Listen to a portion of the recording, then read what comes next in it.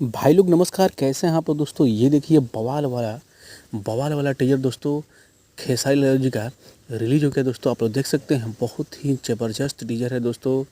अभी तक आप लोग नहीं देखे हैं तो जाइए देखिए। आराध्या फिल्म से ये टीजर रिलीज हुआ है। सो दोस्तों इस टीजर का, इस सॉन्ग का नाम है कमर छतरी।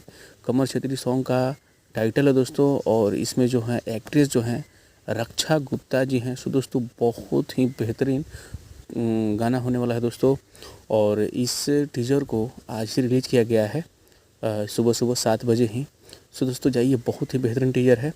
और आपको बता दें कि इस गाने को गाए हैं खेसारी लाल यादव जी और करिश्मा कक्कर। और दोस्तों इस गीत को लिखे हैं कुंदन प्रीत और संगीत है राहुल यादव का। सो दोस्तों बहुत ही ज़बरदस्त गाना है दोस्तों, जाइए देखिए, बहुत ही मज़ा आएगा।